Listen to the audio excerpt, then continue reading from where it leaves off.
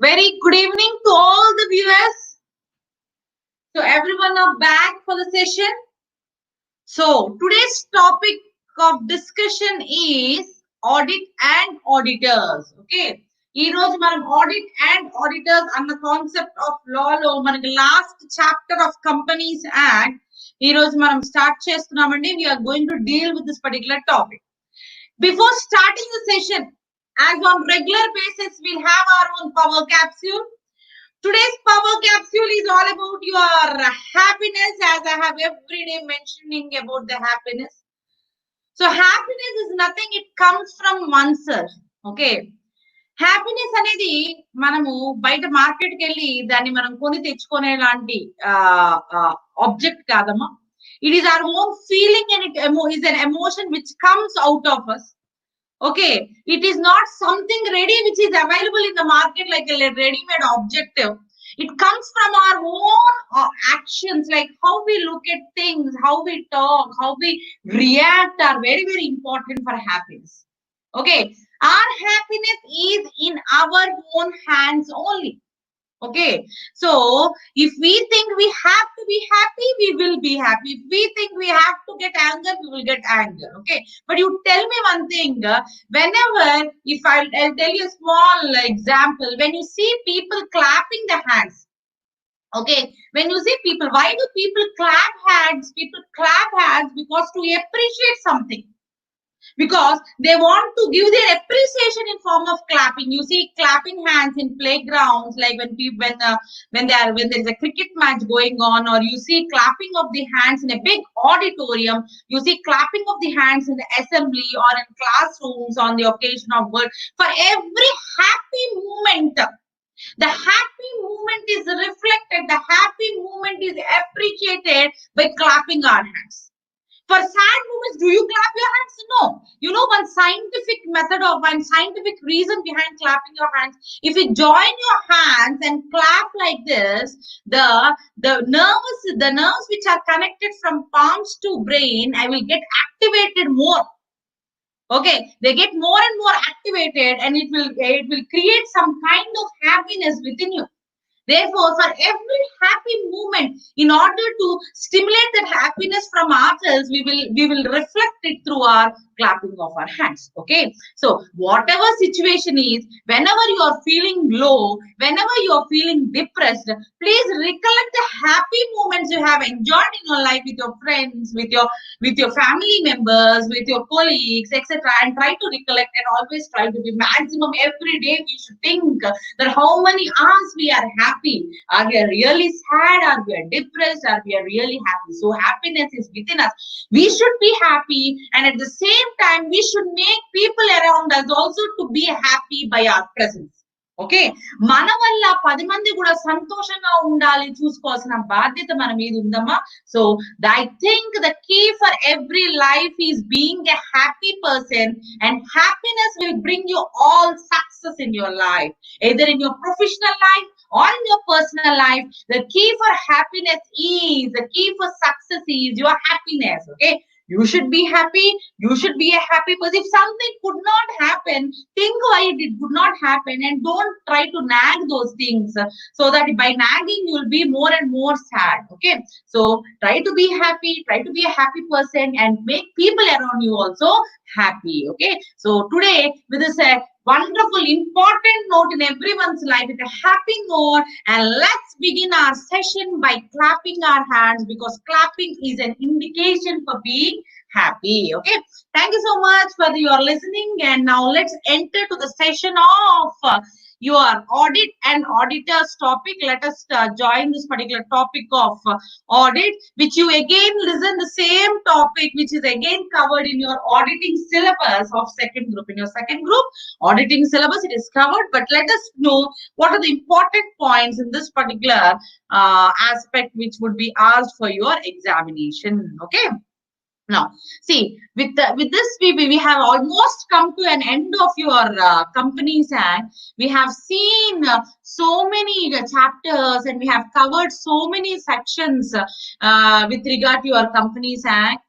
So this is the last chapter of your Companies Act. From until now, I think almost 17 days, total around 15 to 17 16 chapters we have dealt in this particular concept of Companies Act. Please just go through all those, videos and just recollect, because all are very, very important topics for CA Inter as well as IPCC students in the concept of Companies Act. Every chapter is covered in detail. So please listen to that particular topics again and again. It will be very helpful before you write an exam. Okay. Now, when it comes to this particular topic of audit and auditors, this is from chapter 10 of the Companies Act. Each and every topic is from one particular chapter of Companies Act. Total, we have 29 chapters. In the 29 chapters, each and one topic is from one different chapters. Okay.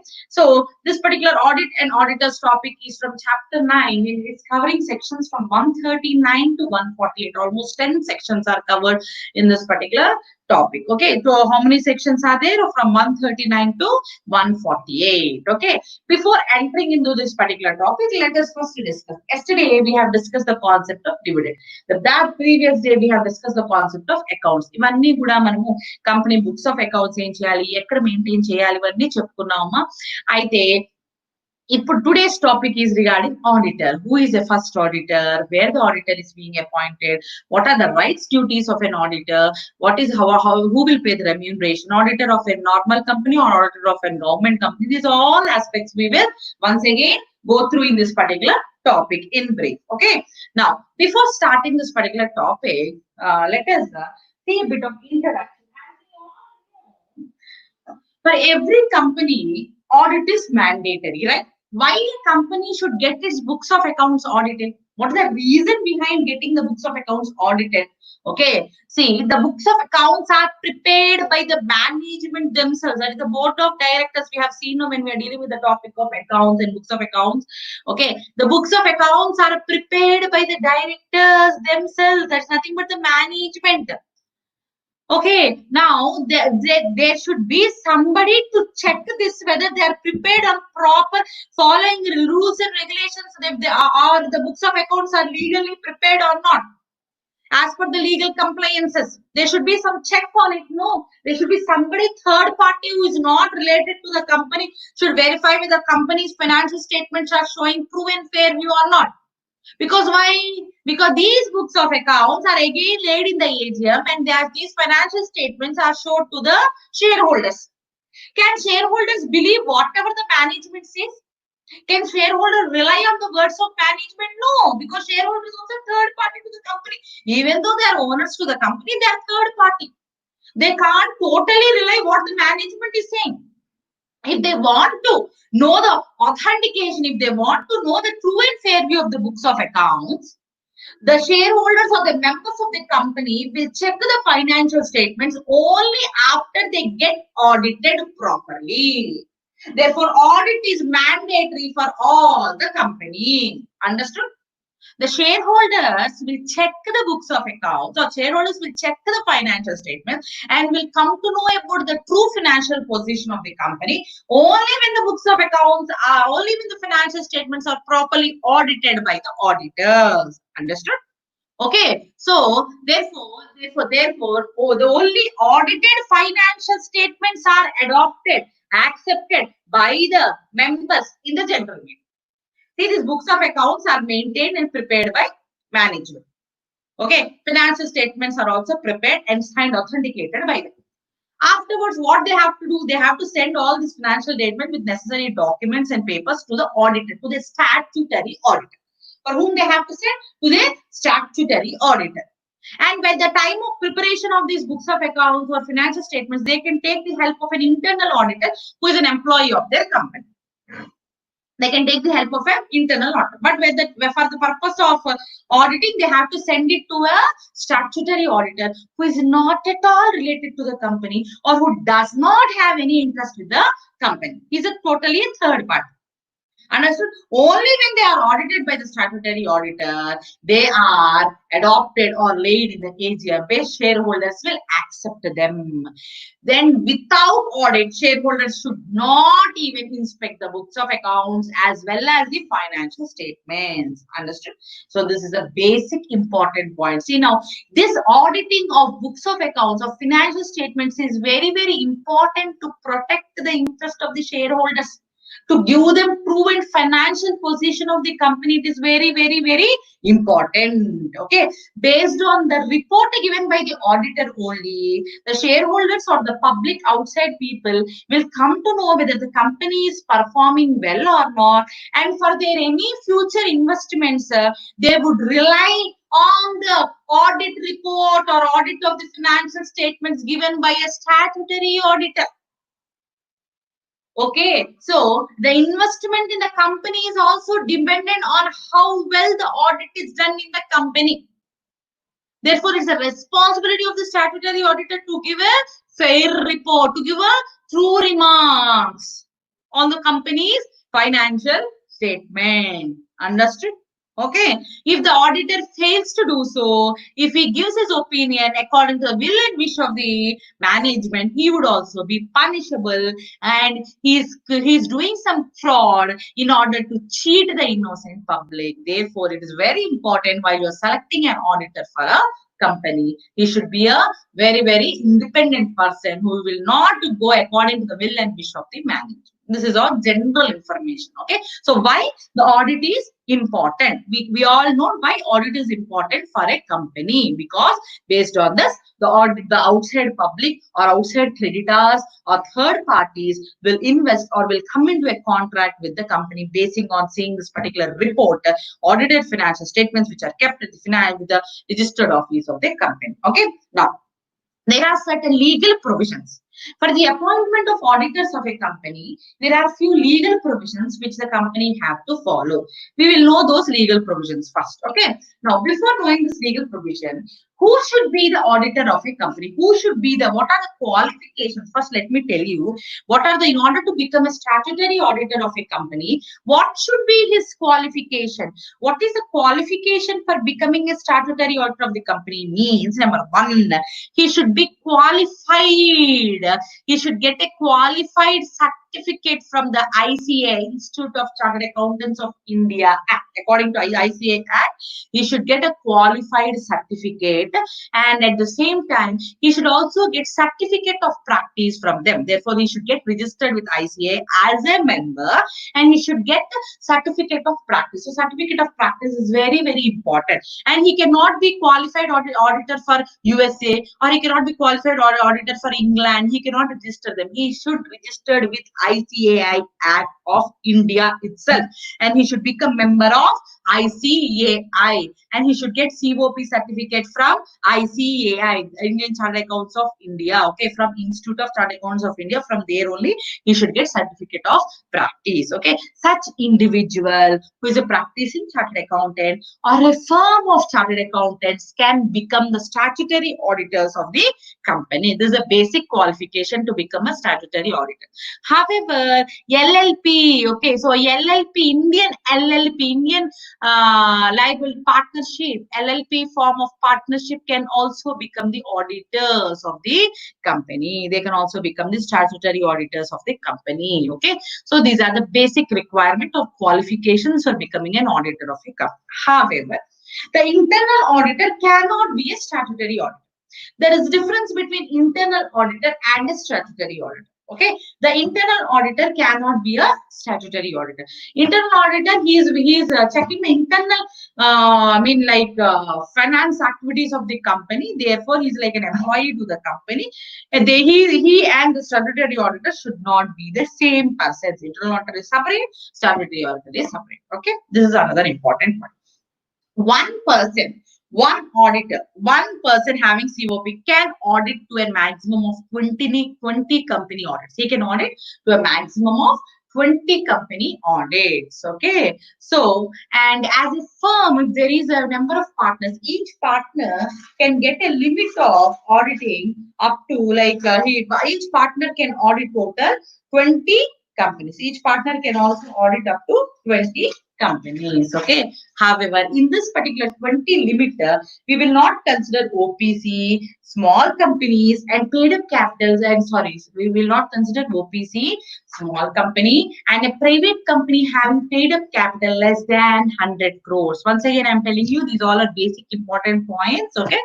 One person who is acting as an auditor, statutory auditor, he can audit total 20 companies. In this particular 20 companies, you the OPC, audit of OPC, small companies and private companies with less than 100 crore paid up share capital are not considered. Those how many you want, you can audit. There is no limit for that. Okay, other than that, you have a maximum limit of 20 companies. Same in case of a firm, this particular limit is applicable to each and every partner of the firm. Okay, so these are the basic requirements for becoming an auditor of a company. Okay, now let us go into the first aspect, appointment of the first auditor of the company. Okay, what are the points we have to keep in mind while appointing a first auditor of a company? Who is called as first? Generally, every auditor, statutory auditor of a company will be appointed in the AGM by the shareholders in the AGM. Generally, all the auditors of a company, statutory auditors, are appointed in the AGM by the shareholders. But first auditor, the provision is separate. I will tell you. For appointment of first auditors in case of companies other than government companies. Okay. You should see in two categories. Companies other than government companies and what is the provision for a government company. Very important. For the purpose of appointment of first auditor of other than a government company, he is generally appointed by the board of directors within 30 days from the date of incorporation.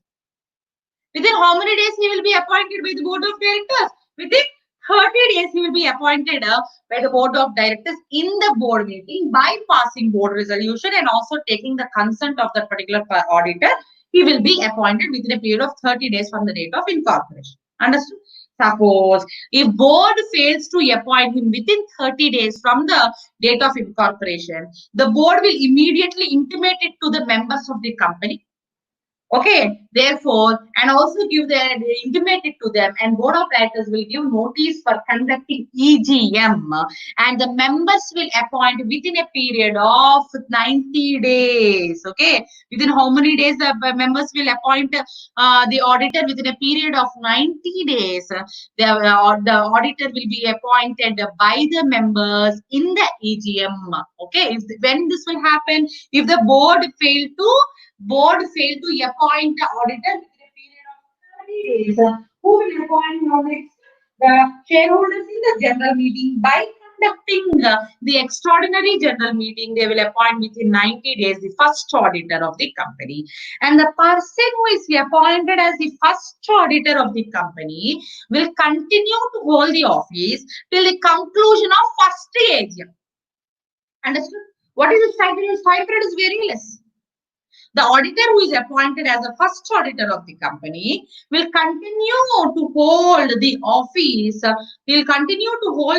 As an auditor until the conclusion of first AGM. Okay. Again in the AGM, they'll appoint an auditor. Okay. Fine. So this is regarding appointment of first auditor in case of company other than a government company. Okay, now madam, what is the provision for the purpose of in case of government companies first auditor? Who will appoint, madam?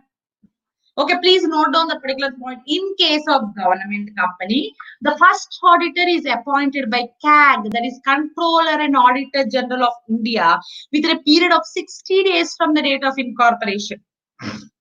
Okay, within how many days are very important. Please note down, please underline and make it as an important point. In case of government companies, the first auditors are appointed within a period of 60 days from the date of incorporation. If the CAG fails to appoint within a period of 60 days, they will intimate the same to the board of directors of the government company. Within the next 30 days, the board of directors will appoint the auditor, first auditor of a government company. If within 30 days, board of directors fail to appoint the first auditor, they will intimate the same to the members, and members within next within next few 60 days, the members in their EGM will appoint the first auditor in case of government companies. See here, three categories. Number one, within 60 days, the CAG will appoint the first auditor of a government company. If CAG fails to appoint the first auditor, within next 30 days, board of directors will appoint. If board of directors fails to appoint the first auditor within the next 60 days, the members by conducting in the EGM will appoint the first auditor for a government company. Okay, once the auditor for a government company is appointed in a prescribed form number ADP1, the details within 15 days are filed to ROC. The same case even in case of non-government company also. If the first auditor is appointed, their details are filed to ROC in prescribed form. And what is the for how much period he will continue as an auditor for the company? He will continue as an auditor for a period until the conclusion of first AGM. This is the provision for first auditor in case of non-government companies as well as for a government company. Okay, so these are the important points. Next, when it comes to the process and procedure for appointment of auditors in the AGM, subsequent auditors. Here, this is the case of subsequent auditors. It is not in the case of first auditor. First auditor ఎలా appoint అవుతాడు government companies కి non government companies కి చెప్పాం. ఇప్పుడు subsequent auditors ని ఎలా appoint చేస్తాము అన్న దాని మీద మళ్ళీ ఇంకొక ప్రొవిజన్ ఉందండి. దాని గురించి చెప్పే ముందు ఒకసారి మళ్ళీ ఫస్ట్ ఆడిటర్ ని నేను ఒకసారి బ్రీఫ్ గా చెప్తానమ్మా. First auditor is auditor in case of non government companies కి అయితే first auditor board of directors appoint చేస్తారండి within 30 days from the date of incorporation. అది కుదరకపోతే బోర్డ్ ఆఫ్ డైరెక్టర్స్ చేయలేకపోతే వాళ్ళు మెంబర్స్ కి ఇంటిమేట్ చేస్తారు. ఆ members of the company EGM ద్వారా 90 days లోపల ఫస్ట్ ఆడిటర్ ని అపాయింట్ చేస్తారు. ఎవరైతే ఫస్ట్ ఆడిటర్ గా అపాయింట్ అయ్యారో వాళ్ళు they will hold the office as an auditor until the conclusion of the first AGM. Okay. Ade in case of a government company, the auditors is appointed by the CAG within a period of 60 days from the date of incorporation. Adi kudarakapothe within next 30 days board of directors vallu appoint chestarandi. Adi kuda kudarakapothe members within next 60 days by conducting EGM they will appoint the first auditor. Okay. So, ఈ విధంగా first auditor ని appoint చేస్తారు in the both ways, and the same is filed to ROC in a prescribed form. It is filed to ROC all the details regarding the appointment of first auditor. Understood? So, with this, the concept of first auditor is over. Don't mix with this particular next provision. Now, in this particular next provision, the appointment of subsequent auditors.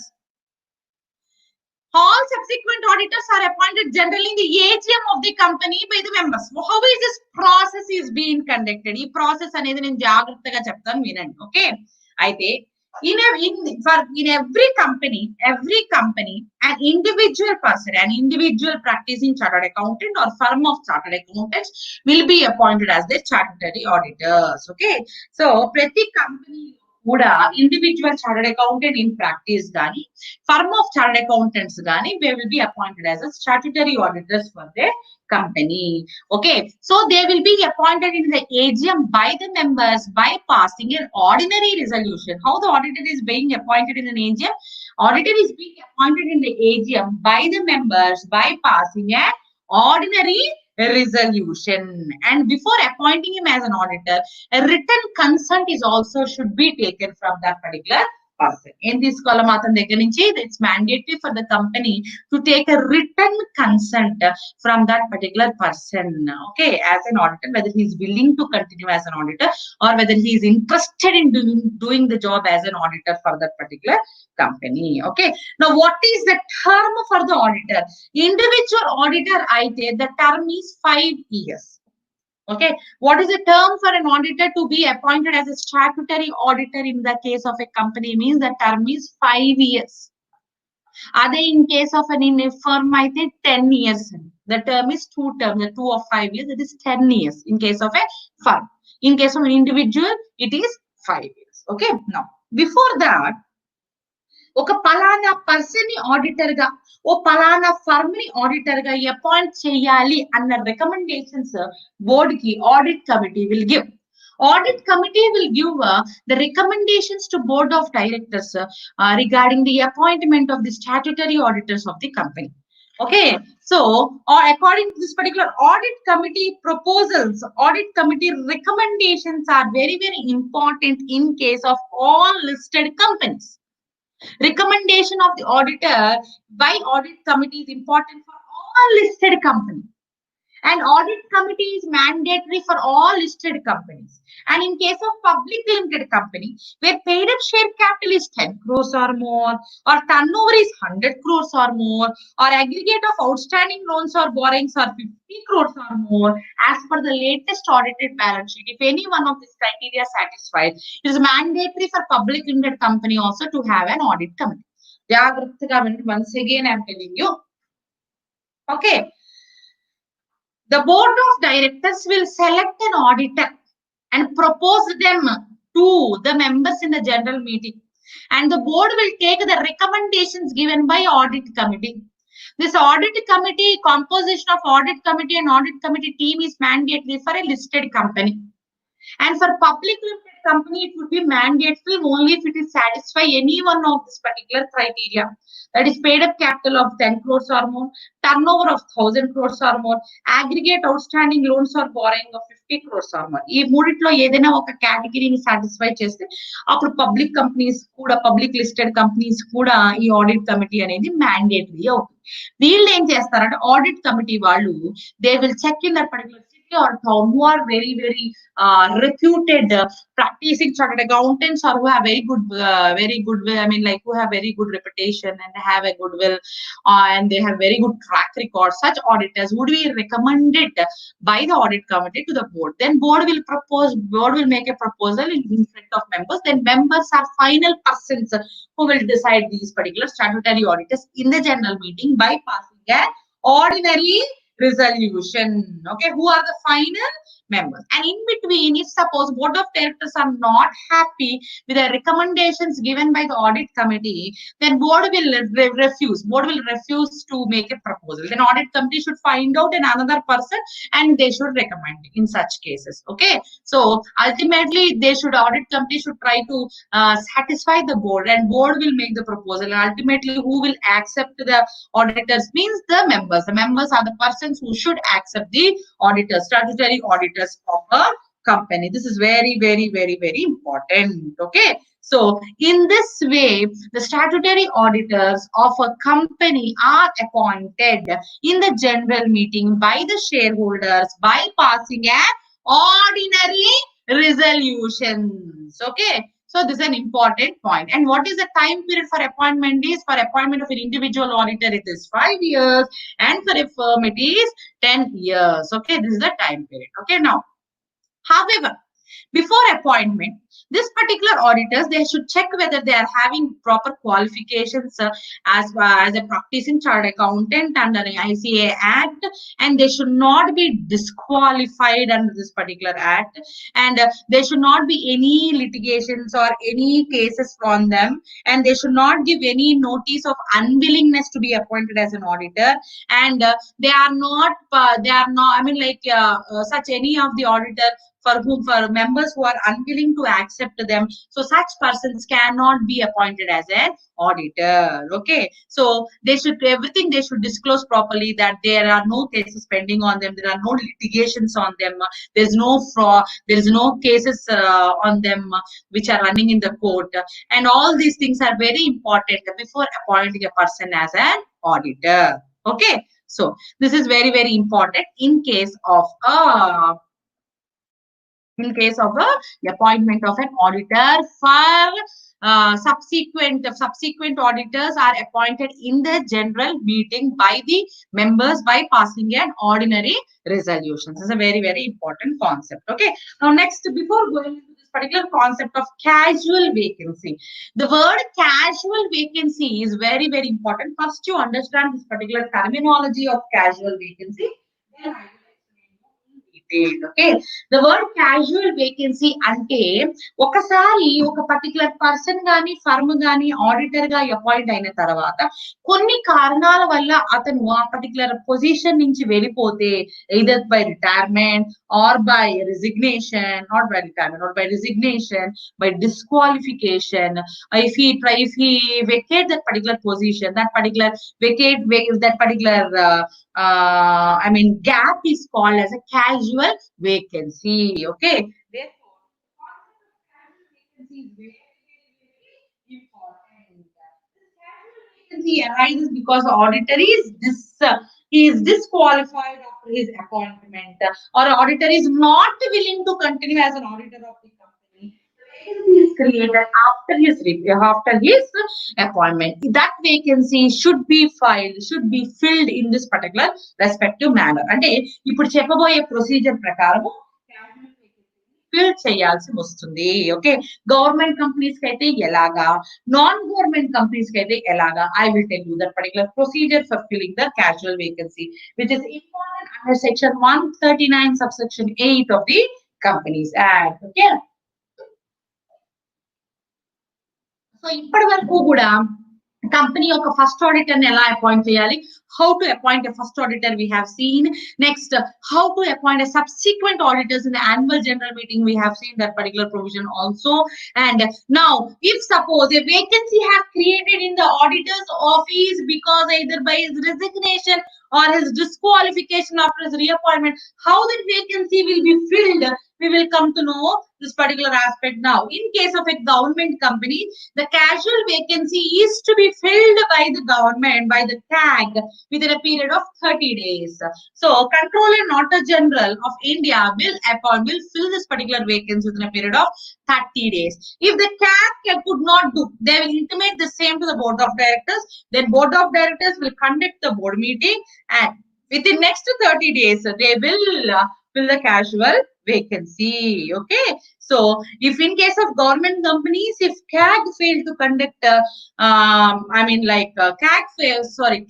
will fill within a period of 30 days from the vacancy period, and if they fail aite Board of Directors in the board meeting within next 30 days they will fill the casual vacancy. They will appoint another person as an auditor, and he will be as an auditor till the conclusion of next AGM. Okay, so next AGM complete ayyenta varaku he can continue as an auditor. Other in case of non-government companies ankundamma, Board of Directors themselves will appoint the vacancy within a period of 30 days. Any రోజుల లోపల Board of Directors in the board meeting appoint చేస్తారు. The Board of Directors will appoint a casual vacancy within a period of 30 days from the day on which it has been created vacancy. Okay, however, if the casual, very, very important, star mark for practical question also, this is very important. If the casual vacancy is by resignation of the auditor, if it is caused because of resignation, then the company should conduct a general meeting, and with the approval of shareholders, auditor will be appointed. Therefore, the casual vacancy will be filled by the members by conducting a general meeting. Okay, so this is very, very, very, very important point from your examination perspective. In case of other than government companies, అయితే అమ్మా casual vacancy ని Board of Directors vacancy ఆయన 30 రోజుల లోపల ఒక కొత్త auditor ని appoint చేస్తాడు. ఎవరైతే కొత్త ఆడిటర్ గా అపాయింట్ అవుతాడో అతను మళ్ళీ నెక్స్ట్ ఏజిఎం కంక్లూడ్ అయ్యేంత వరకు ఆడిటర్ గా కంటిన్యూ అవుతాడు. అదే ఇన్ కేస్ ఆఫ్ రిజిగ్నేషన్ వల్ల క్యాజువల్ వేకెన్సీ వచ్చినట్లయితే ఈ ఒక్క కాన్సెప్ట్ ఆఫ్ రిజిగ్నేషన్ అన్న కేటగిరీలో కంపెనీ బోర్డు వాళ్ళు అపాయింట్ చేయరు, వాళ్ళు జనరల్ మీటింగ్ కండక్ట్ చేస్తారు, షేర్ హోల్డర్స్ మీటింగ్ కండక్ట్ చేస్తారు with period of 3 months, and the shareholders will appoint the auditor on the recommendations made by the board. This is very, very, very, very important point you should keep in mind regarding casual vacancy. Okay, now this I have already told you. Eligibility of an auditor. who will be eligible to continue as an auditor of the company? A chartered accountant or a firm of chartered accountants or an LLP, limited liability partnership, a chartered accountant as defined under ICA Act, who is practicing and who is having a certificate of practice will be an eligible for the appointment of an auditor. These are the qualifications or eligible criteria for a person to become an auditor of the company. Okay, here I told you, if for suppose if the auditor want to resign, if the auditor don't want to continue as an auditor for that particular company, okay, there is no hard and fast rule. Compulsory ga atar audit cheyalana rule, mandatory rule emi ledamma. If he want to resign, he can resign.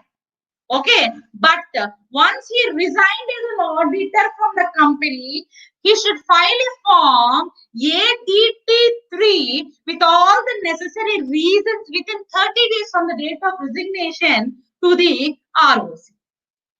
కంపల్సరీగా ఒక auditor resign చేయాలా? He don't want to work. He is not liking the management of the company at all. He don't want to continue as a statutory auditor. Well, good. It is nice that he can resign. There is no fast rule that he have to be as an auditor of the company. Okay, but what he have to do immediately after resignation, within a period of 30 days, he have to file a form Form ADT3 with all the reasons why he don't want to continue as an auditor. He have to mention it to ROC. Understood? Okay. Now, next, in case of government companies, this is for other than government companies. In case of government companies, the auditor who don't want to continue as an auditor, statutory auditor for the government company, he can resign. Fine. But he have to specify the reasons and file the form to CAG, central government. He have to intimate it to central government CAG, which is all the necessary reasons why he don't want to continue as a statutory auditor.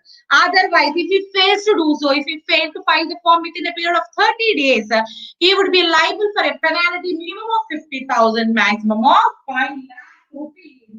He will be liable for the penalty. This is what they have said. In case of resignation, if he is resigning from his office, it is necessary for him to intimate it to the ROC. In case of non-government companies, in case of government companies, అయితే CAG వాళ్ళకి intimate చేయాలండి. ఓకేనా? This is all about the resignation of an auditor. Okay. Now, 140 ప్రకారము auditor ని remove చేసేయాలనుకుంటున్నారు. Okay, if the auditor exists, the company want to remove the existing auditor before his term. Yes, company can do so if two criteria are satisfied. Number one, okay, bypassing special resolution and taking the approval of central government. ఈ రెండు points, రెండు conditions satisfy అయితే company can remove auditor before expiry of his term. Otherwise, on any application made to tribunal, either on own or on application a tribunal received from any other person or a member of a company, tribunal can, if the tribunal thinks that the particular auditor is conducting audit in a fraudulent manner, the tribunal have complete liberty to remove that particular person before expiry of his term. Okay, so auditor can be removed before expiry of his term, or auditor can resign. If resignation is a voluntary act of an auditor. If auditor voluntarily resigns, he have to intimate the same to ROC as well as to the CAG. Auditor కి term కన్నా ముందుగా resign చేసే హక్కు ఉంటుందా madam అంటే ఉంటుంది. అతను నచ్చని పోతే అతను రిజైన్ చేయొచ్చు. కానీ రిజైన్ చేస్తే మటుకు అటు ఆర్ఓసికి, ఇటు కంట్రోల్ ఆడిటర్ జనరల్ కి ఇంటిమేట్ చేయాలి. గవర్నమెంట్ కంపెనీ అయితే సిఏజీకి, నాన్ గవర్నమెంట్ కంపెనీస్ అయితే ఆర్ఓసికి ఇంటిమేట్ చేయాలి. ఇది ఒక ఆప్షన్ రిజైన్ చేసినప్పుడు. అలా కాదు, ఆడిటర్ ని కంపెనీ వాళ్ళే రిమూవ్ చేయాలనుకుంటున్నారు, చేయొచ్చా before expiry of the term? చేయొచ్చు. ఎలా చేయొచ్చు? ఇన్ ద జనరల్ మీటింగ్ లో స్పెషల్ రిజల్యూషన్ పాస్ చేసి చేయొచ్చు. At the same time they should also take the approval of central government in form number ADT2. Central government approval permission తీసుకున్న తర్వాత special resolution pass చేసి auditor కూడా ఒక మాట్లాడే అవకాశం ఇచ్చి అతను ఎందుకు అతను రిమూవ్ చేస్తున్నామో రీజన్ స్పెసిఫై చేసి you can remove that particular person as an auditor before expiry of his term. Okay, at the same time, tribunal also have power to remove an auditor before expiry of his term. If tribunal comes to know that he is not doing audit properly or he is conducting audit in a fraudulent manner, either on its own motion or on any application from central government or any other person, tribunal can pass the orders and remove a person as a statutory auditor before expiry of his term. And also levy, if he does anything fraudulent, they can also levy penalty under 447 of the Companies Act. This is all about removal of auditor before expiry of the term under section 140. Okay. Now let us come to the very, very important concept of auditors regarding rotation. Very, very important under section 139.2. Very important. What is the meaning of why this auditor's rotation is necessary? Okay. This concept or this provision is very important for a listed company. Okay listed కంపెనీకి తర్వాత ఇంకా specific class of companies కి rotation of auditor అనేది చాలా important అమ్మ ఓకేనా what is this particular concept is all about okay a aspect గురించి particular concept అనేది వచ్చిందంటే కంటిన్యూస్ గా ఒక కంపెనీకి కంటిన్యూస్ గా for 10 years 15 years 20 years they should not be same auditor or an auditing firm continuously there should not be one similar or one auditor or one audit firm because the reason behind it is because if the same person continues an auditor, whatever remarks, whatever report they give would not be true and fair. It leads them to listen to the words of the management. They might not be true or fair. Because the auditors are used to the management and management is used to the auditors. Okay, the remarks would be not sometimes not genuine remarks, no genuine report would not be prepared by the auditors. In order to avoid this, because all the audit reports are very, very important because they inspect, they are verified by the shareholders before making investment in the company. The auditors need to give the report in such a way that they would also take the best interest of the shareholders. Okay ఎందుకంటే వీళ్ళు ఇచ్చిన report బట్టి share holders వద్ద ఆ కంపెనీలో invest చేయాలి financial position ని correct గా చూపిస్తున్నారా లేదా అని అనుమానం లేకుండా ఉండడం కోసం ఆడిటర్స్ రొటేషన్ ఆఫ్ ఆడిటర్స్ అనేది చాలా చాలా చాలా ఇంపార్టెంట్ కాన్సెప్ట్ అమ్మా this is mandatory for all the listed companies okay listed companies అన్నిటికీ మ్యాండేటరీ లిస్టెడ్ కాని కంపెనీస్ ఉంటాయి కదమ్మా so which are not listed companies వాళ్ళకు కూడా ఈ పర్టికులర్ ప్రొవిజన్ చాలా చాలా చాలా ఇంపార్టెంట్ ఎటువంటి కంపెనీస్ కి rotation of auditor listed companies కి ఎప్పుడు మ్యాండేటరీ అవుతుందంటే okay if they satisfy this particular following criteria all unlisted public companies having paid up share capital of 10 crores or more private companies having paid up share capital of 50 crores or more both this public and unlisted public companies and private companies borrowings from financial institutions banks or public deposits is 50 crores or more in such case rotation of auditors is mandatory మామూలుగా rotation of auditor is mandatory for listed companies అమ్మా ఓకేనా అయితే unlisted public companies కి private companies కి mandatory ఎప్పుడు అవుతుందంటే ఈ particular criteria of paid up share capital లేకపోతే బారోయింగ్స్ ఆ పర్టికులర్ లిమిట్ ని ఎక్సీడ్ అయితే కంపల్సరీగా రొటేషన్ ఆఫ్ ఆడిటర్ అనేది చాలా చాలా చాలా important understood what is meant by rotation madam See, I have already told you, an individual auditor can continue as an auditor for a company for consecutive 5 financial years. అదే ఒక firm of chartered accountant అంటే for continuously for 10 financial year they can continue as a statutory auditor for that particular company. Suppose, madam, if for the particular individual auditor, Mr. X, 5 consecutive financial year are over. Complete అయిపోయినాయి. He is doing very good job. Can a listed company appoint him as a statutory auditor for the next consecutive financial years? Means no, not at all possible. The listed company cannot continue him for the next consecutive 5 years. There should be a cooling period of 5 years. అంటే మధ్యలో ఒక 5 years gap ఉంచి ఆ తర్వాత మళ్ళీ 5 years కావాలంటే అతన్ని auditor గా అపాయింట్ చేసుకోవచ్చు. Okay, they should maintain a gap of 5 years. Even the same in case of a firm also. In case of a firm also, if the company's audit firm is continuously it is for 10 years, and if they want to appoint again, they cannot appoint. They should wait for 5 more years. 5 years of cooling period is very, very important. Okay, but in case of firm, they will have number of partners. Chala mandi untaru kada. Every financial years, there should be change of the partners. They should change. Suppose, for example, if the firm is having 5 partners X, Y, Z, P, and Q. First year, if X, Y, Z are involved in the audit, second year P, Q should be involved. Third year, again, Y and Q can be involved. Like that, there should be some change and alterations in their roles. Okay, as an auditor, if the firm is acting as a statutory auditor for a company. Okay, in case of an individual, it is 5 years. In case of a firm, it is 10 years. And there's a cooling period of 5 years in the each case. Only after the cooling period of 5 years only, they can continue as an auditor for the next time. Okay, here another important point. Every year in the annual general meeting, even though the particular auditor is appointed for 5 consecutive years, but every year in the annual general meeting, whether the particular person can continue as an auditor or not, he should take an approval from the shareholders by shareholders passing an ordinary resolution. Prati year kuda shareholders permission so he can continue as an auditor for the company.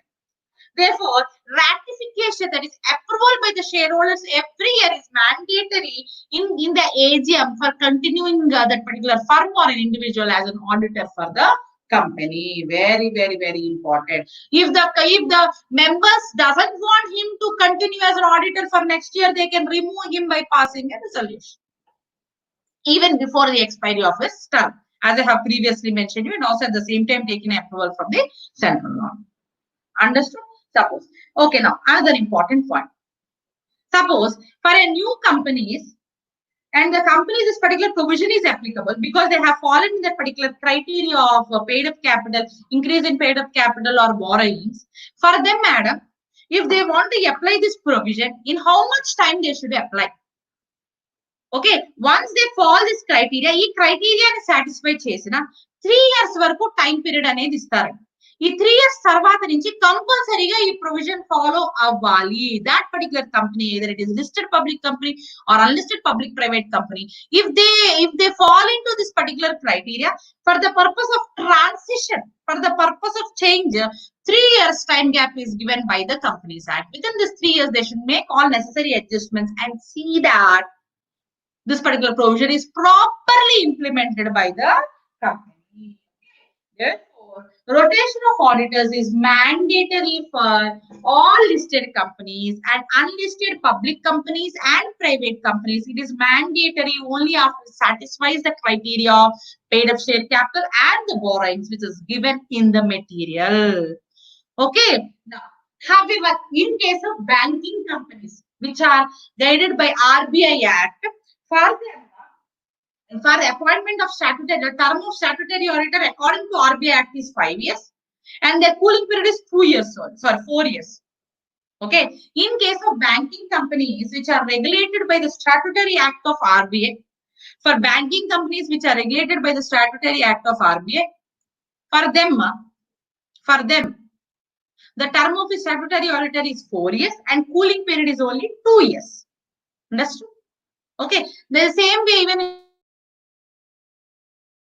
in case of insurance companies which are formed under the IRDAI Act, for them the term of auditor here is 5 years and the cooling period is 2 years. Okay, so this is a cooling period varies from companies which are incorporated as per the Companies Act, and banking and insurance companies which are incorporated according to their own statutory act. Cooling period is different. Okay, this might be asked for your bit, so that's why I'm intimating you.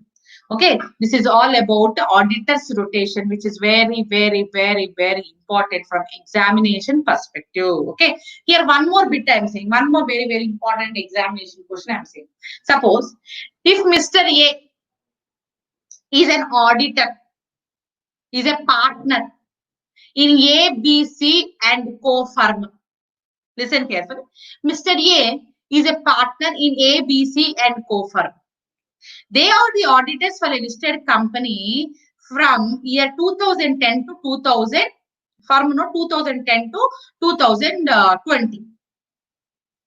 Okay, 2010 నుంచి 2020కి ఆ particular firm వాళ్ళు auditors గా ఉన్నారు పలానా ఒక one listed company. Now after 2020, the company want to continue them as an auditor. Can they do so? No, company cannot continue because company should give a cooling period of 5 years. And now companies wanted to appoint some other audit firm as an auditor. The some other audit firm is XYZ and Co. The particular Mr. A of ABC and Co. in the year of 2019, he retired from that particular firm. He resigned from the particular firm, and he joined in the year 2019 a firm of XYZ and Co. Okay, now tell me, for this particular listed company, can XYZ company continue as an auditor? No, because it is having common partners. The partner Mr. A, who worked as an auditor until 2019, and he is again appointed in the firm XYZ and Co. from the year 2020, which the company want to appoint them as a study. Is it possible? No, because it is having a common partners. Okay, ఎవరైతే mister ఏ initial గా partner గా ఉన్నారో ABC and co firm లో listed కంపెనీకి వాళ్ళు auditor గా act చేస్తున్నప్పుడు 2019 లో ఏ అన్న పార్ట్నర్ ఇక్కడ రిజైన్ చేసేసి కొత్త ఫర్మ్ XYZ అండ్ కోలో జాయిన్ అయ్యారు. ఇప్పుడు 2020 తర్వాత టర్మ్ అయిపోయింది కాబట్టి ఆడిటర్స్ యొక్క టర్మ్ అయిపోయింది కాబట్టి లిస్టెడ్ కంపెనీ వాళ్ళు XYZ ని కొత్త ఆడిటర్స్ ని అపాయింట్ చేయాలనుకుంటారు. చెయ్యొచ్చా అంటే చేయకూడదు, ఎందుకంటే ఇక్కడ కామన్ పార్ట్నర్ ఎవరైతే ప్రీవియస్ గా ఉన్నాడో వాడు మళ్ళీ కొత్త ఫర్మ్ లో జాయిన్ అయ్యాడు కాబట్టి that new firm is not eligible to be appointed as a statutory auditors of that particular listed company. Okay, so this is very important point regarding auditors rotation of auditors. Therefore, rotation of auditors is mandatory for all listed companies, and it is mandatory for unlisted and private companies if it is satisfying the following criteria. Okay, the term of an individual auditor is 5 years. Afterwards, he should take a break of a cooling period of 5 years, and if at all he can be appointed later on. In the same way, in case of an audit firm also, they can work continuously as an auditor for a company for about 10 years. Afterwards, the company should give them a break of 5 years and again reappoint them if they want after 5 years. Okay, so this is an important point which you have to remember. And every year also, that particular individual or a firm to continue as an auditor, they should take the approval or ratification from the members by passing an ordinary resolution in the general meeting. That is mandatory. And for all the new companies to adopt this particular provision, the Companies Act is given a transition period of 3 years. Within a period of 3 years, they have to follow this particular provision. If they fail to do so, they will be liable for the penalty.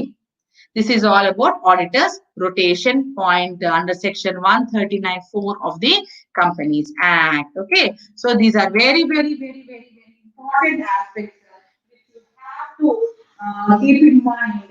And because this particular question can be out of the practical area or the theoretical question, it is very important for you to follow. Okay, now next comes the disqualification of auditor. Which auditors are disqualified from being continuing as an auditor of a company? Very important. Please everyone have to go through this particular point carefully, because number of practical questions are asked from this particular concept. Okay, who are disqualified to continue as an auditor of the company? What are the disqualifications? If a person wants to act as a statutory auditor of the company, he should not purchase any shares or should not have any interest in that particular company or its subsidiary or its holding or any other associate company. Okay, once again I am telling you, if a person want to be appointed as a statutory auditor of a company, if a person or a firm want to be appointed as a statutory auditor of a company, he should not hold any security or any interest in that particular company or its subsidiary or its holding or an associate company. Okay, even though his relative hold the shares in that particular company, the total value of the share should not exceed 1 lakh rupees. How much the value of the share should not exceed? If the total value of the share should not exceed 1 lakh. For suppose if the value of the share of the relative is exceeding 1 lakh, immediately within next 60 days, he should try to cut that particular aspect, then he can continue as a statutory auditor. Okay, very important. Okay, a company cannot act as a statutory auditor. A company or a body corporate cannot act as a statutory auditor. Okay, if suppose Mr. Ram, a practicing chartered accountant, he is also a director for XYZ Limited. Can this particular Mr. Ram be appointed as a statutory auditor for XYZ Limited? Means no. You know why? Because he is an employee of the company. The employee of a company as a director cannot be appointed as a statutory auditor of the company. If a person is an employee of the company, he cannot be appointed as a statutory auditor. And another alternative here. Suppose if Mr. Ram is a practicing chartered accountant in a firm called the XYZ and Co Limited, XYZ and Co. If Ram is acting as a partner or he was working as a partner as well as he's also director for ABC Limited, can ABC Limited appoint this firm of chartered accountants as their statutory auditor? No, because you know the employee of their company, Mr. Ram, is acting as a partner of that particular firm, which is not possible, and he is disqualified. Since he is disqualified, the firm is also disqualified to be appointed as an auditor for that particular company. Understood? Very important point. Okay, so that particular person cannot be, if he is holding an employment with the company, he or his firm cannot be appointed as a statutory auditor for the company. Okay, he should not hold any shares or interest in the company, either in that particular company or its subsidiaries or its holding or associate company. Very important. Next, his relatives should not hold shares more than 1 lakh rupees. Okay, this is also very important. He should not take any loan from the company which exceeds 5 lakh rupees. He or his relatives, directly or indirectly, should not take any loan from the company which is more than 5 lakh rupees. He should not give any guarantee exceeding 1 lakh rupees to the company or its subsidiary or its holding or its associate company. Okay, so he or his relatives should not take any loan from the company in excess of 5 lakh rupees or should not provide any guarantee in excess of 1 lakh rupees. Okay. He and his firm, either directly or indirectly, should not have any business or commercial transactions with the company, either its holding company or its subsidiary company or any of its associate company. Okay. He or his relatives, either directly or indirectly, should not have any kind of commercial or business transactions with a company. Okay, any business transaction like airlines, hospitals, hotels, etc., or manufacturing of products or providing services. If he is, then he would be disqualified. If the relative is a director or is employed as a director, or if he is a key managerial person in the company, then he is not, cannot be appointed as a statutory auditor of the company. If his relative is a director or is employed as a director or a key managerial person in the company, even that particular person cannot be appointed as a statutory auditor of the company. And if that particular person is convicted fraud, if the statutory auditor cases he have done some fraud and 10 years have to be completed only after rectifying the fraud, 10 years should be completed from the conviction, only then he can be appointed as an auditor of the company. So these are few disqualifications. And he should not be disqualified under ICA Act 1949. His COP should not be cancelled. If he is removed as a member from ICI, he cannot continue as a statutory auditor. This is very, very, very, very important. Disqualifications are very important in case of auditors. Whether they are qualified to be appointed as an auditor or whether they are disqualified to be appointed as an auditor. This is very, very, very important point. Please, everyone, try to remember. This is important for practical perspective. Please make it as an important. See, until now, in case of an auditor, we have seen how to appoint a first auditor. First auditor అనేవాడిని ఎలా appoint చేస్తాం, government company అయితే ఎలా appoint అవుతాడు, non government company అయితే ఎలా appoint అవుతారు.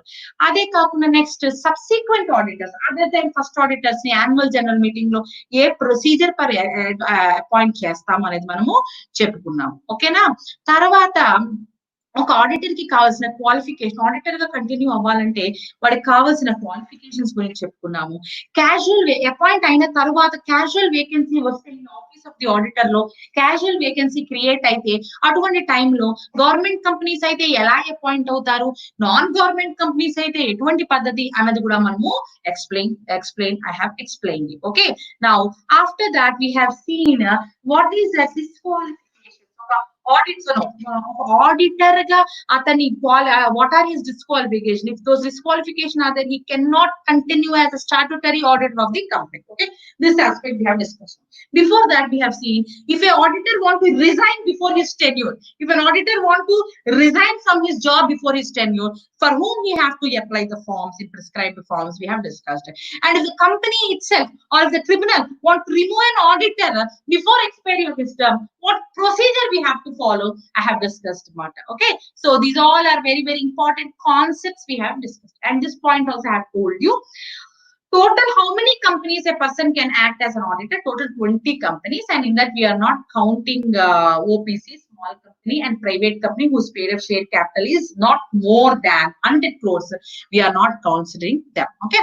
Now next, remuneration. As I have, remuneration of auditor is very, very, very important, which is specified in the board report of the company. Board company of a board report, we will mention the remuneration of an auditor.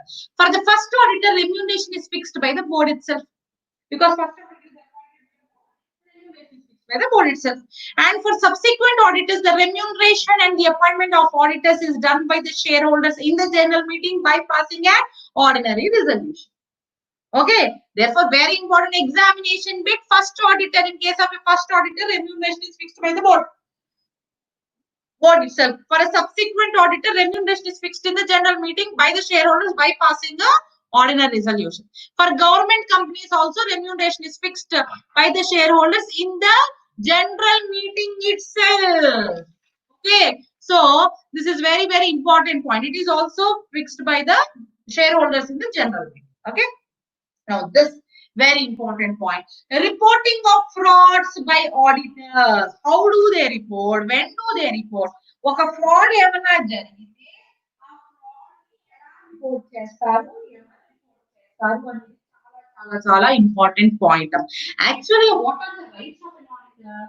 Every auditor have a right to inspect the books of account, gather all the necessary informations for the purpose of conducting audit, and he have a right to attend the meetings of the company, general meetings, and if notice receive చేసుకోవచ్చు, meeting attend చేయొచ్చు, branch officer కి వెళ్ళొచ్చు, అక్కడ కావాల్సిన information. So, these all are rights for him to give a proper report, audit report for the company. Okay, so he can access to all the books of accounts, whether they are maintained in a physical form or in electronic mode. He can visit the branches, he can take the information, and he can conduct the audit. Okay, now when it comes to reporting of fraud, if the auditor has sufficient reason that, okay, if the auditor is having sufficient reason that the offense of fraud, the amount involved in the fraud is exceeding 1 crore. Okay, if the auditor has sufficient reason, then we have sufficient proof to show that the amount of fraud is more than 1 crore, then what he has to do, then what he should do, he should immediately ask the board. He will give time the board 45 days to give him clarity, to give him reasons why that much amount is involved in fraud. First, he will to the board or the audit committee, he will intimate it to the board of directors and ask him for clarification within 40 days. Once we get the clarification and the amount of fraud is more than 1 crore, then immediately in prescribed form, either in registered post or in speed post or by email, he will send the information to MCA. For whom he will send the information? To MCA. He has to send the information to MCA within 60 days from the day he got the information. Okay, ఒక auditor కి company fraud గురించి information వచ్చింది. ఆ fraud కి సంబంధించిన amount ఏమో 1 crore కన్నా ఎక్కువ అయి ఉంటేనే ఇమ్మీడియట్ గా తెలిసిన 2 రోజులకే బోర్డ్ ఆఫ్ డైరెక్టర్స్ ఇంటిమేట్ చేస్తారు. వాళ్ళ దగ్గర నుంచి ఎందుకు ఇంత అమౌంట్ అనేది, ఫ్రాడ్ అమౌంట్ ఎందుకు ఇంత అమౌంట్ ఉంది, ఎందుకు 1 crore కన్నా ఎక్కువ ఉంది, 45 days లోపల క్లారిఫికేషన్ అడుగుతారు. అడిగిన తర్వాత వాళ్ళు ఇచ్చిన ఇన్ఫర్మేషన్ బట్టి ఈ ఆడిటర్ ఏం చేస్తాడు అంటే ఈ పర్టికులర్ ఇన్ఫర్మేషన్ ఈ particular with the reasons given by the board of directors, he will intimate the same, he will send this information to MCA, ministry of corporate affairs కి పర్టికులర్ ఇన్ఫర్మేషన్ రిజిస్టర్డ్ పోస్ట్ ద్వారా కానీ email ద్వారా కానీ పంపిస్తారు. అర్థమైందా? కానీ ఈ particular information అతనికి ఈ ఫ్రాడ్ అమౌంట్ తెలిసిన 60 రోజుల లోపల ఈ పని ఎంసీఏకి ఇంటిమేట్ చేయాలి. However if the fraud amount involved is less than 1 crore అనుకోండమ్మా, he need not intimate to MCA. Board of directors intimate చేస్తారు, వాళ్ళని రీజన్స్ అడుగుతారు, and he will insist the board to specify the reasons in the board. అర్థమవుతుందమ్మా? Fraud amount more than 1 crore అయితేనే MCA కి intimation వెళ్తుంది. More than 1 crore కాకపోతే, if it is not more than 1 crore, if the fraud amount involved is not more than 1 crore, then he need not intimate to MCA. He would get clarifications from board and he will ask them to mandatorily intimate this particular point in their board report. Board report is very important. Understood? Okay. So this is what procedure for reporting of the fraud by the auditors. Okay. Now, next, before telling this particular point under section 144, I will intimate you one another important small point. An auditor of a company auditor statutory auditor can also be a statutory auditor for its branches, for the branch of the company, branches of the company. Or company can appoint for the branches a separate auditor. Separate statutory auditor can also be appointed. However, the separate auditors, statutory auditor for a branch, should furnish all the necessary important information and details as asked by the company's auditor and submit the audit report. Okay, if suppose branches are located outside India, they accordingly they will appoint the auditor according to the foreign law. They will appoint, and he should, on request from the company's auditor, he will submit the reports. Okay, so I think what I want to say is, ఎవరైతే కంపెనీకి statutory auditor గా ఉన్నాడో, same person can act as a statutory auditor for branches, for company branches. Otherwise, company can appoint another auditor for their branch. And therefore, this particular branch auditor will submit the audit report of the branch to the company auditor, and accordingly, company auditor will dispose of his audit report. Okay, so this is all about the branch audit of the branch. Now, next, under section 144, the auditors cannot provide these services to the company or its holding company and its subsidiaries, either directly or indirectly. Very, very important. You should keep all these services in mind. Very important from examination perspective. Under section 144 of the Companies Act, section 144 of the Companies Act prakaram, auditors అనేవాళ్ళు ఈ services ని direct గా గాని indirect గా గాని కంపెనీకి అందించకూడదు. Either వాళ్ళ ద్వారా గాని, వాళ్ళ చుట్టాల ద్వారా గాని, రిలేటివ్స్ ద్వారా గాని, he cannot do these services to the holding company and its subsidiaries. What are those services, madam? Accounting and bookkeeping, internal audit. The statutory auditor cannot perform these services directly or indirectly to holding company and its subsidiaries. That is, accounting services, internal audit services, design and implementation of financial information, actuarial and evaluation services, investment advisory services, investment banking services, and management services, rendering of outsourced financial services. These services are statutory, he cannot be appointed as a statutory auditor of the company. Therefore, under section 144 of the Companies Act, the person cannot be appointed as a statutory auditor if he does all these services. These are prohibited services for an audit firm as well as to their partners also. Okay, important under section 144. Okay, the person, whoever is being appointed as an auditor, he will nicely prepare the audit report. He give his qualifications, observations, comments on financial statements, and this particular audit report will be mandatorily signed by the statutory auditor. It is signed and it is kept at it is laid in the AGM and also kept at the registered office for inspection of any member of the company. Once the audit is completed by the auditor, if auditor completes the audit of financial statements, then he have to give his qualifications, observations, or comments on the financial transactions, whether they are showing true and fair view or whether there are any remarks, qualified remarks. Afterwards, he will sign the audit report. He will prepare and sign the audit report. And this particular audit report is laid in the AGM. Okay. Once after it is laid and adopted by the shareholders, it is kept in the registered office for whoever want to inspect, they can inspect. Okay, auditors have a right to attend the general meetings of the company. He can receive notice under 101 of the Companies Act. Okay, he can attend the meeting. He can hear the whatever things which are being transacted in the meeting, but he cannot vote in the meeting. He is not person to vote in the general meeting. Okay, now if the auditor contravenes whatever provisions, until now we have discussed so many provisions relating to this particular topic. If he contravenes, if he is relating to appointment, rotation, prohibition of services, the minimum penalty is 25,000, maximum penalty is 5 lakh, or imprisonment up to 1 year, and penalty of 1 lakh to 25 lakhs also. Sometimes he need to refer to the audit fees to the company if he give a wrong report. So these are the penalties for the auditor if he contravene the provisions, or if he did not follow the provisions under Companies Act. These are very, very, very, very important to know what would be the penalty, because if auditor does a mistake, he would also be penalized under Companies Act. Okay, so until now we have seen so many important provisions under Companies Act. What are the different provisions, mandatory important provisions under Companies Act? Number one, how to appoint a first auditor for a government company and non-government company. Number two, how the subsequent auditors are appointed in the general meeting. Okay, next, number three, we discussed how to fill the casual vacancy in case of a government company, in case of a non-government company. What are the qualifications for an auditor? What are the disqualifications for an auditor?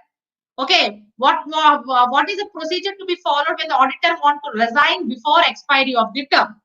What is the procedure when auditor is removed before expiry of the term by the company and by the tribunal? We have seen all these important aspects. And what would be the remuneration for the auditor?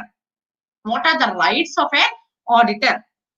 Okay, so in case of a fraud, how that auditor have to respond for when he comes across regarding the fraud, and in what form the auditor should give an audit report. Okay, so with this all we have seen the few important aspects in case of a statutory auditor.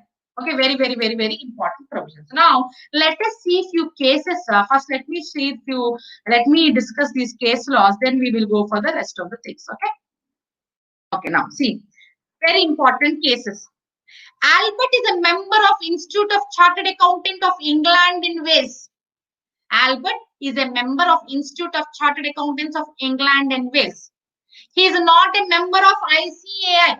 He is not a member of ICAI.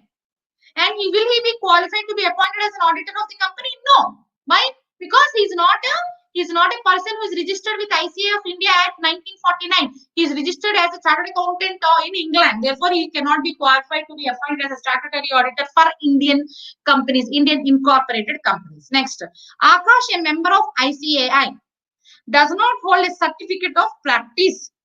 Is his appointment valid? No, because for a statutory auditor, it is mandatory requirement to hold a certificate of practice. Is very, very important for a chartered accountant to continue as a statutory auditor for a company. Next, here's the third one.